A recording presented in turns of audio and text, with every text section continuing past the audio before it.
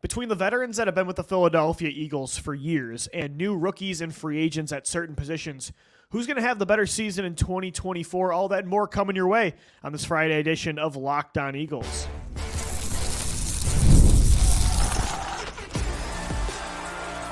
You are Locked On Eagles, your daily Philadelphia Eagles podcast, part of the Locked On Podcast Network, your team every day. What's up, Eagles fans? Welcome into this Friday edition of the Locked On Eagles podcast. We thank you so much for making us your first listen each and every day. I'm Louie DiBiase, your co-host, and your main-time host today is Gino Camilleri's out in South Dakota for the weekend with Jen, his wife, the land of Dallas Goedert, so Gino's going to enjoy his vacation. I'm riding solo. You can find my work on Bleacher Report and on Twitter at DiBiase LOE. On today's edition of the podcast, got some stat-based questions for you that our listeners asked through Twitter, our email chain, and on YouTube about veterans that have been with the Eagles for a few years now, or at least they were here in 2023, versus rookies and newly signed free agents. From a statistical standpoint, who will have the better season at certain positions where this dynamic does exist? Plus, I've got my way too early playoff predictions that I'm going to do based on rosters on paper for the NFC conference, and our first thought game continues right here on this Friday edition of the show. And I want to start things off with these questions that our listeners gave. I was going to originally do a mailbag, but I was talking with some guys back and forth about some stat-based questions, and I was kind of thinking about this. This started because I'm looking at the Eagles' dynamic with this roster right now compared to the last few years, where it was kind of like the old regime and the new regime kind of married together in unison. The veterans like Jason Kelce and Fletcher Cox trying to get one more ring before they retire. Meanwhile, the new guards coming in and learning the ways like Cam Jurgens and Jalen Carter. And it was kind of a blend of young players and old on this team the last few years, right? The 2017 to 2022 window was there with all those veterans and then the new guys. This year, there's still that dynamic at like cornerback with Darius Slay and all the young kids, and there's Lane Johnson and all the young offensive linemen. You could say the same with Brandon Graham and all the young defensive linemen. But for the most part, compared to the last few years, this season really is a passing of the torch type of year where there is no more Fletcher Cox. Or you could even say Javon Hargrave or Linval Joseph and Ndamukong Suh. Like this season, it's all up to the young kids. Jalen Carter, Jordan Davis, Milton Williams. There's no more Jason Kelce or Brandon Brooks, those kind of guys. It's up to Cam Jurgens and Tyler Steen. Yeah, again, you got Lane and BG and Slay still, but for the most part, like the young kids it's time for them to lead this franchise. But again, there are still some dynamics where there's a player that's been here for a while at a position, and then there's a new guy. There's a new free agent who can be a veteran or a younger player. There can be, a new draft pick as well. And these guys are kind of competing for playing time. And so a lot of our listeners had some stat-based questions about who's going to finish in these scenarios with a better 2024 season from, again, a numbers point of view. So I want to start the show off with those questions. And the first one is about corner. And I like these ones. So James writes in, who's going to have more interceptions in 2024? Quinyon Mitchell or Darius Slay? And then he also writes in, then talk about the rookies, who has more picks between Quinyon Mitchell and Cooper DeJean. So my answer would be the same for both scenarios. I think Quinyon Mitchell has more interceptions than both Darius Slay and Cooper DeJean. Cooper DeJean's an interesting story this year because I think he's going to be ready to play right away. I think he could play on the outside. I think he could play in the slot. If you want to cross-train him as a safety, I think he can instantly be your Brian Branch. I don't think it's going to take him a year or two to learn where you need to spoon feed him and just have him at one position, although that's the Eagles' approach right now, as he's going to be primarily a slot corner. At least that's what OTAs is showing us. I think Cooper DeJean can start right away, but you have other guys that can wear many hats. Like Chauncey Gardner-Johnson's going to be someone that's roaming the formation, that's going to play as a deep safety. But then when Sidney Brown comes back from injury, he'll be someone you want in the box more, playing in the slot. Avonte Maddox has played safety in the past, including this past year's playoff game in Tampa Bay. Vic Fangio this week had him playing both in the slot and at safety. While Sidney Brown is injured, you might want Maddox being one of those cross-training players, and then you kind of slowly wean Cooper DeJean into that role as he gets ready to become a pro for the first time in his football career. So I think overall, Cooper DeJean, the role is up in the air. And I guess you could say the same thing about Quinyon Mitchell, but I don't think James Bradberry is going to be on this roster. He did not report to OTAs this week, or at least he didn't while I'm recording this show. You look at, yes, Isaiah Rodgers could beat out Quinyon in a way, or Keely Ringo if he breaks out, or Eli Ricks, but I don't think so. I think Quinyon Mitchell is established as one of the two starting outside corners. I think Darius Slay is the other guy. So that's set in stone, and Quinyon Mitchell has such a good instinct for the ball, forcing turnovers, especially in off coverage, like in zone. He has great vision. His ability to click and close and break on routes coming downhill, his speed, his hands, it's impressive.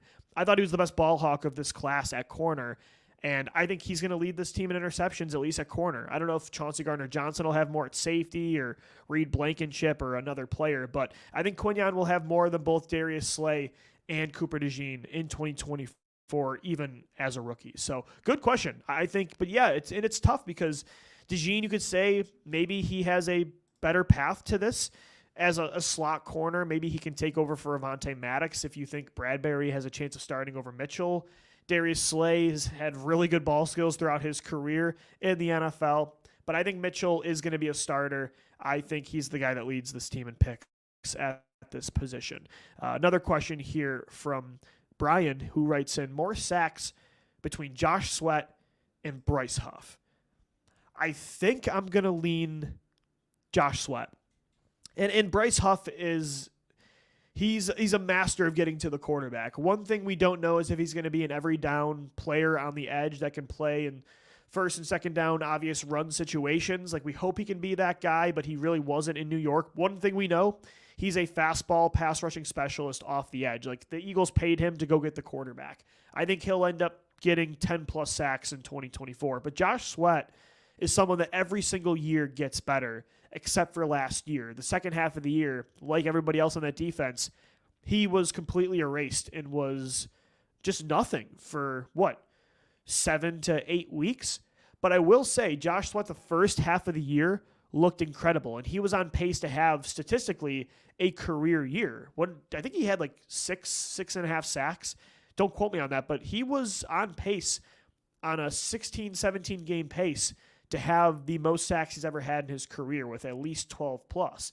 And again, if he doesn't and everybody else doesn't fall off last year, if they don't fire Sean Desai, does he have that kind of season? I'm not sure. Maybe he's not a full-time player in his own right, and last year was too much on his plate from a snap count perspective. He played over 70% of the snaps, it felt like, every single game on the edge. But I think he's going to bounce back this year. He's also in a a contract season. Players in Philadelphia that are looking to get paid normally have a really big year that season. So I think Bryce Huff, if I put this up to a poll, might actually win that vote. But I'm actually going to say Josh Sweat. I think he's going to bounce back in a big way this year because he's going to want to get paid. More scrimmage yards. This one's good from Chase. More scrimmage yards at running back behind Saquon Barkley. So we're going to combine receiving yards and rushing yards between the rookie Will Shipley out of Clemson or Kenneth Gainwell. My heart wants it to be Will Shipley. You guys know how I feel about Kenneth Gainwell. Not a big fan of him as RB2. I thought they relied on him far too heavily in the passing game and the run game over the last few years, even with Miles Sanders and DeAndre Swift on the roster, especially in certain situations last year, like Brian Johnson. Loved Kenneth Gainwell. And this year, I don't think we have to worry about that with Saquon Barkley in. But Saquon does have an injury history, so these two could play a lot this year. And both of them have pretty good hands. Both of them will be utilized, I think, in third down situations. Like, these aren't power running backs that are two-down players.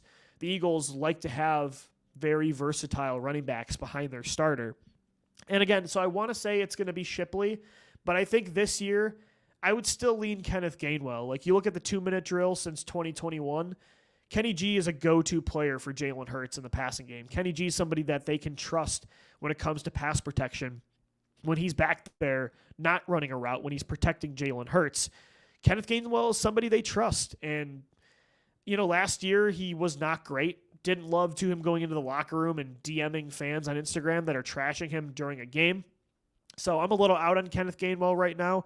I want him to prove me wrong. I like Will Shipley, and I think by the end of the year could end up being the second best running back on this football team when it comes to efficiency and explosiveness. But I would say my head's telling me Gainwell will have more scrimmage yards. Yeah, I would say that for sure. Ooh, this is a good one. Let's go back to defense. More tackles at linebacker between Devin White and Nakobe Dean. I want it to be Nakobe Dean. I think that's better for the Eagles long term, but we've just seen so little of him at the pro level, and he's had a lot of injuries. Devin White was terrible last year. He was benched by Tampa Bay down the stretch in the playoffs. But Devin White, at some point in his career in the NFL, has been an all-pro. Like, we've seen him be a every down linebacker that a team can trust. He has that explosiveness. He's young. He's not even close to 30 yet. Like, this is a guy I think could bounce back in a big way in Vic Fangio's defense. I'm going to say Devin White. I think it's better for the Eagles if it's Nakobe Dean, but I also think that you have to think about this. Nakobe Dean's going to be the green dot play caller on defense. I think Devin White's going to be the one that's playing the will spot, that's going to be free-flowing, just see ball, get ball, right? I think that's what Devin White needs too. Like, make it simple for him.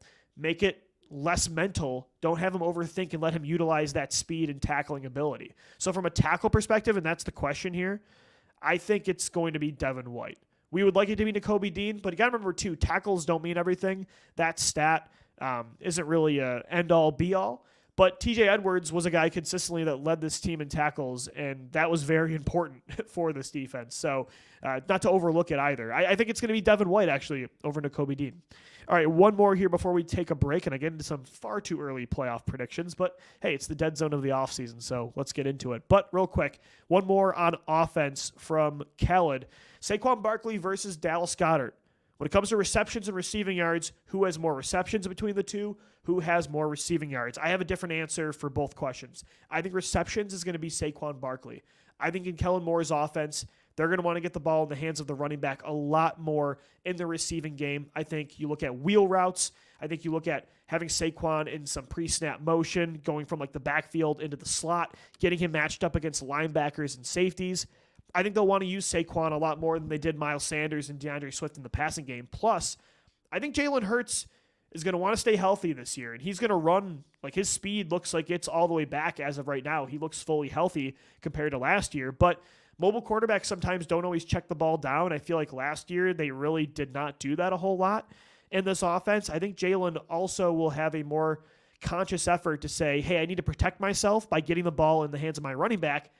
And I'm going to be even more encouraged to do that when I know that the guy I have at running back is Saquon Barkley. Like, of course I'm going to want to get the ball in his hands. And even on a check down, know that this isn't going to be a 3-yard play. It might be a 3-yard pass, but he could turn this into a 30-yard play with a 3-yard pass. So I'll say Saquon for receptions. Also, Dallas Goedert has an injury history. Barkley does too, but Goedert gets hurt every single year. Receiving yards, though, I will go Dallas Goedert. I think he'll be behind A.J. Brown and Devontae Smith when it comes to receiving yards. Really good, great questions, everybody. Thanks so much for helping out with that. At DiBiase LOE is where you can always hit me up if you have Eagles questions during, before, or after the podcast. Coming up next right here on Locked On Eagles, far too early on paper playoff predictions for the NFC. Don't go anywhere. We'll be right back.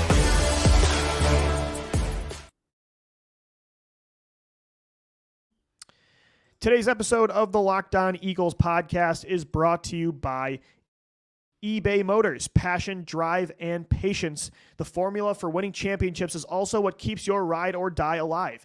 eBay Motors has everything you need to maintain your vehicle and level it up to peak performance. Superchargers, roof racks, exhaust kits, LED headlights, and more. Whether you're into speed or style, eBay Motors has you covered with over 122 million parts for your number one ride or die. You'll always find exactly what you're looking for. With eBay Guaranteed Fit, your part is guaranteed to fit your ride every time or your money back. Because with eBay Motors, you're burning rubber, not cash. With all the parts you need at the prices you want, it's easy to make sure your car is the MVP and bring home huge wins. Keep your ride or die alive at ebaymotors.com.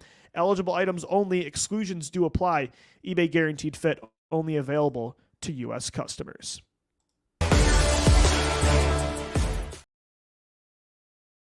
Thanks so much for making Locked On Eagles your first listen each and every day. Guys, just want to let you know, Locked On, we've got so much going on YouTube. The video form is cooking right now. So Are you watching Fox Sports or ESPN on your TV all day? Got to turn down the volume because of all the shouting? Head over to YouTube, make the switch to Locked On Sports today. It's a free 24/7 sports streaming channel programmed for you every day to bring you the biggest stories without all that screaming. Locked On Sports today brings you can't-miss analysis, opinions, and news streaming 24/7. Like I said, on YouTube, or you can find it on the free Amazon Fire TV channels app. Part of the Locked On Podcast Network, your team every day. All right, let's get silly here on Locked On Eagles. I know it's far too early to predict playoffs. Teams haven't even started up training camp. All of this is on paper. However, free agency is over. The draft is over. We know what teams are going to look like for the most part heading into the regular season. Injuries can happen, still trades, big free agent signings. Like, we know that in Philadelphia more than any team, that from May to August, the team can get a whole lot better. But right now, things look pretty set on paper. So I'm not going to predict the entire league like we do at the end of the offseason, but I'm going to give you my way too early NFC conference playoff predictions for 2024. So let's kick things off. I'm going to go from 7-1 instead of 1-7. So my 7 seed, the last wild card team in the playoffs this year for the NFC, I think is going to be the Chicago Bears. I know they have a rookie quarterback in Caleb Williams, and they're in a loaded division with the Chicago Bears. Of course, they're in the division. That's who we're talking about. The Green Bay Packers, the Detroit Lions, those teams are going to be juggernauts, I think, in this conference. The Minnesota Vikings are no pushover. They have a lot of weapons and a really good play caller. I think J.J. McCarthy will be okay. I think he can be a poor man's Brock Purdy in that offense. But the Bears, when you look at their roster, they won 7 games last year, and they're a lot more improved from a talent perspective on offense. Like, now they have DJ Moore, Keenan Allen, and Rome Odunze at receiver. That's an incredible trio. They've got DeAndre Swift in the backfield. Caleb Williams is a better passer than Justin Fields. I'm a big Justin Fields guy. I think he should be the starter for Pittsburgh this year. But Caleb Williams, I think, is going to be a better quarterback in 2024 than Justin Fields was in 2023.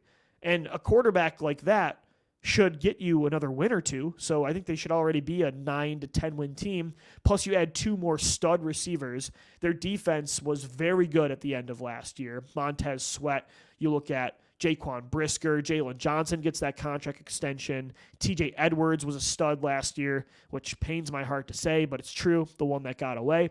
The Chicago Bears, they're going to be the 7 seed. I do have 2 other teams in the NFC North making the playoffs. Number 6, I've got the LA Rams. I think as long as they've got Matt Stafford and Sean McVay, and Stafford doesn't look old, and he didn't last year, they're going to be a playoff contender. And it's a much different roster. No more Aaron Donald, but between Kobe Turner and Bryce Young, and they had Jared Verse on defense in the first round, and Brendan Fisk. That's a really good young defensive line. On offense, you've got Puka Nacua. Cooper Kupp's going to be healthy this year. Yeah, they got to deal with the 49ers, but I like the up-and-coming Arizona Cardinals. I think they got a lot of young building blocks. Same with the Seattle Seahawks. But Matt Stafford last year was maybe the most underrated quarterback in football. The way he carried that team into the postseason, and this team this year is even better. And you add Blake Corum in the backfield with Kyron Williams. I like the Rams. I think they're going to be the 6th seed. Number 5, this might be a surprise to you because they were in the NFC title last year, but I'll have the Detroit Lions at 5. I think the Green Bay Packers are going to win the NFC North. They're my 3 seed. Detroit's going to be that number 1 wild card team. I love what they did. The one missing piece they didn't have last year on their roster was like a true CB1. Well, I think they got that in Terrion Arnold from Alabama. Not only that, they drafted Ennis Rakestraw in the 2nd round out of Missouri. He was one of my favorite corners in this draft as well. So they improved dramatically in the secondary. They already had Brian Branch. I think Jameson Williams is going to take a big step this year at wide receiver. Same with Jahmyr Gibbs at running back. I think he'll be more the featured guy over David Montgomery. Jared Goff just got his contract. Detroit looks really good. This is not a referendum on Detroit. I just think Jordan Love's going to be an MVP candidate this year, and I think Green Bay is going to take a massive step. That's a young team that last year nearly got to the NFC title as a 7 seed. Remember, they had San Francisco on the ropes, and they beat Dallas in the wild card round. I think Detroit's the 5 seed. Green Bay's the 3. They win the NFC North.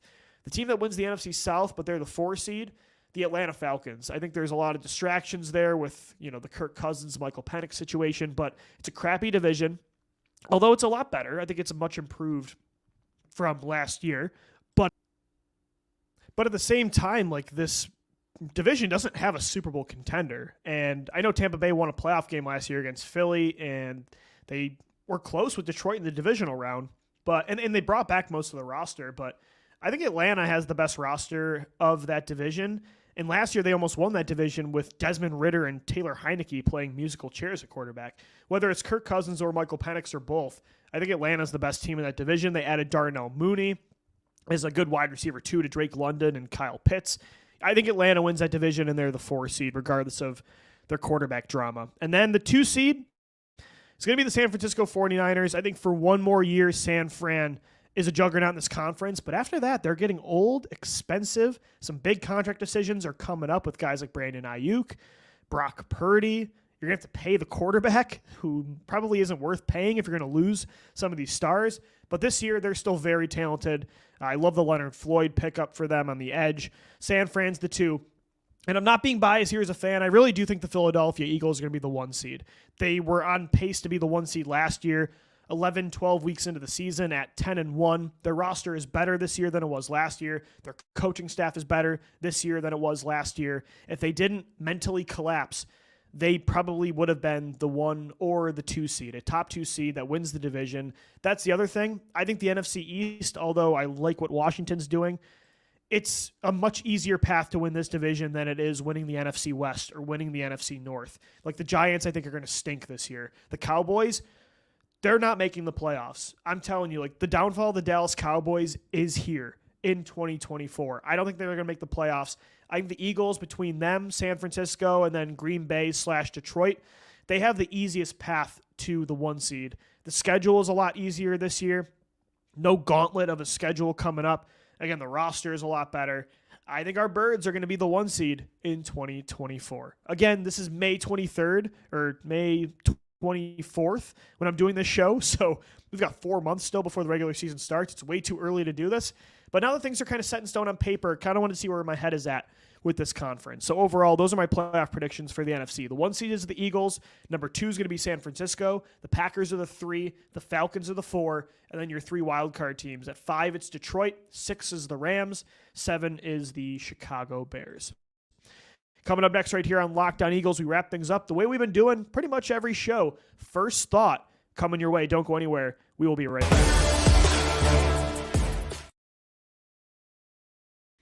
Today's episode of the Locked On Eagles podcast is brought to you by Yahoo Finance. Wouldn't it be great if you could see all your investments and retirement accounts in just one place? With Yahoo Finance, you can consolidate your views from multiple accounts into one hub and access the expert analysis you need to tend to your entire portfolio with confidence. For more than 25 years, Yahoo Finance has been the brand every great investor loves. Whether you're a seasoned investor or you're looking for that extra guidance, Yahoo Finance gives you all the tools and data you need in one place. They're the #1 finance destination, producing a holistic look at the finance news cycle, including breaking news, original editorial perspectives, analyst ratings, independent research, customizable charts, and so much more. Securely link your brokerage accounts for a unified view of your wealth, including 401k and other investments. A comprehensive perspective is what sets apart great investors, and that's how Yahoo Finance ensures you have the insight to look at your wealth in its entirety. For comprehensive financial news and analysis, visit the brand behind every great investor, yahoofinance.com. The #1 financial destination, yahoofinance.com. That's yahoofinance.com. All right, Eagles fans, we're wrapping up this Friday edition of the Locked On Eagles podcast, playing the game that we've been doing for the last few weeks. First thought. So I have a new fan on Twitter.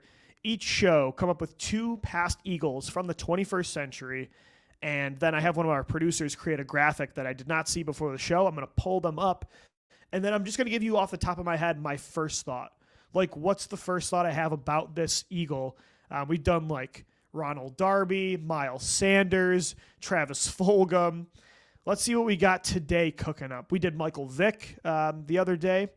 So today we've got, it's 2 receivers from the Super Bowl era, 2017 to 2019, 2020. We'll start with this guy. I think it'll be a little more positive. And it's Nelson Agholor. My first thought about Nelson Agholor is he gets unjustifiably grouped in with Eagles busts in draft history.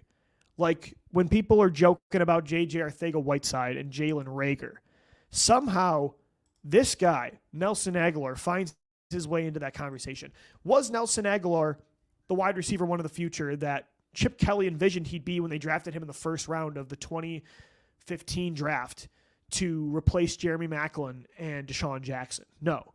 In a way, he did not meet that value, that expectation. Did he have some historically bad years in Philadelphia with drops? Absolutely. 2016 was abysmal. 2019, his last year in Philly, was abysmal to the point where the meme of the guy that caught the baby out of the burning building and said, "I caught him," unlike Agholor, like that's Nelson Agholor. Unfortunately, he's kind of a meme in this fan base on Twitter, and it's so unfair. Again, like that stuff happened, but you know what happened in between that? Nelson Agholor had the best year of his career in a Super Bowl season for you. He was your number one deep threat for Carson Wentz and Nick Foles in the playoffs, by the way, in a Super Bowl that you won, your only Super Bowl ever. Nelson Agholor caught 9 passes for over 80 yards, had the most receiving yards of any wide receiver you had. Corey Clement was the only guy that had more receiving yards on the day. On the game-winning drive, he had 3 straight receptions that went for a first down. I mean, how can you hate Nelson Agholor in Philadelphia? Like, again, yes, he was mind-numbingly frustrating at times with some of the drops that he had, and he was not a wide receiver 1 or a wide receiver 2. But that doesn't mean Nelson Agholor didn't have a successful career in Philadelphia. And by the way, it wasn't just 2017. 2018, Agholor was pretty damn good too, having over 700 receiving yards, and he saved his best for last. Like, some of his best performances were in that 5-game win streak, or that 5-game stretch where they had to pretty much win out to make the postseason. That deep touchdown in the shootout against the Houston Texans, which is where this picture is from, where he's falling back into the end zone. He had 2 touchdowns against Washington week 17 to seal their playoff spot. He made some big plays against Chicago in the wild card round. Like, Nelson Agholor deserves our flowers. I think he's underappreciated and unjustly so grouped in with some of the worst Eagles receivers in franchise history. Nelson Agholor is not a meme in Philadelphia. Nelson Agholor is a hero. That's my thought. Not a meme, hero. Nelson Agholor. He's a hero in Philadelphia. He is not a meme. The other receiver that we're going to talk about, my first thought on, Alshon Jeffery. Alshonimus Jeffery. No, I think my relationship with Alshon Jeffery, or my thoughts about him in Philadelphia, are a lot more positive than it was at the end. You know, after 2019, after 2020, there was a lot of suspicion that he was the anonymous source talking to Josina Anderson, critiquing Howie Roseman and Carson Wentz. And while some of the comments were justified, I hate when people go anonymous to the media. I don't like when players go to or coaches handle things through the media no matter what. I think it's a cowardice way to do things, to send a message. When you do it anonymously, that's even more frustrating. So I didn't love that, especially if it was Alshon. And we can't prove that ever, but I think it was Alshon Jeffery, just based on some of the comments and the way it was said. It sounds like 1-7. But Alshon normally was a great teammate. He was not a diva wide receiver like a Terrell Owens that constantly demanded the football. He was a clutch playoff performer in 2017, in 2018. That touchdown in the Super Bowl is one of the greatest catches I've seen of all time in my entire life. 2 touchdowns in the NFC Championship against Minnesota. Talk about getting hot down the stretch to help the Eagles get into the playoffs. Without Alshon Jeffery, that 2018 team doesn't have a shot. I know he dropped the pass in New Orleans, but before that, you don't beat the Rams in that shootout without Alshon. You don't get that Houston shootout. Remember, he had the 3rd and 17 conversion where he caught that jump ball in between like 3 Texans defenders. He was huge in that game. He was big in the Washington game. He was great in the wild card round against Chicago. Heck, even that New Orleans divisional round game before the drop, Alshon Jeffery was a clutch playoff performer in Philadelphia. Like, he was a very good player for this team for 3 years. And, of course, the injuries caught up to him. And then in 2020, it was just a weird vibe with the receiving room with, you know, having Reagor and Fulgham and J-Jaw. But then you had Deshaun Jackson and Alshon Jeffery. It was a roller coaster of a ride with Alshon in that era. It was a roller coaster of a ride with every receiver in Philly at the time. But Alshon Jeffery, now that some time has passed, like, even if he was the anonymous source, he had a great career in Philly. Had one of the best moments when he was interviewed at the Super Bowl and said he hated all of that stuff and wished they stayed in Philly till Friday. An iconic Super Bowl interview. So Alshon's a fun Eagles player in history. If you have an Alshon 1-7 jersey, like, that's cool to me. I think he's a hero in Philadelphia as much as Nelson Agholor, if not more. But you guys know me. I was a Carson Wentz guy, and I didn't love Alshon Jeffery for about a year and a half there. But now, yeah, I mean, that dude's love that guy. I mean, you don't have the success that you've had over the last decade without 1-7. Like, he was really what, you see nowadays Stephon Diggs was for Josh Allen, right? Justin Jefferson's been, well, that one's not as great, but A.J. Brown, has been for Jalen Hurts, or DeAndre Hopkins was for Kyler Murray. These teams that bring in that established wide receiver one, the way it helps a quarterback take that next step, like, it's so important, right? It's huge for a quarterback's development. Look at Tua with Tyreek Hill coming in. So Alshon Jeffery was kind of that player for Carson Wentz before all these other receivers were changing teams. Not to that degree where he had 1,600 receiving yards, or what A.J. Brown's been doing with 1,400 plus in back-to-back years. But Carson Wentz, his MVP season, a lot of that had to do with, and Nick Foles' Super Bowl MVP season had to do with Alshon Jeffery coming into Philadelphia. Like, thank God they didn't go out there and pay Kenny Britt or another receiver from that 2017 free agent pool, or traded for somebody, or even drafted a receiver. Like, thank God they chose Alshon. He was instrumental to the quarterback development that year, getting an elite season out of quarterbacks, 2 quarterbacks that led to winning a title. Like, that, again, does not happen without Alshon Jeffery. So my thought used to be conflicted, but now I'd say I'm at peace with Alshon. Me and Alshon, we're fine now. We're fine. All right, guys, that's going to do it for this Friday edition of the Locked On Eagles podcast. Thanks so much, as always, for tuning in and making us your first listen each and every day. We will be back next Monday through Friday, another 5-day work week for you. As always, thanks so much for downloading, watching, and listening.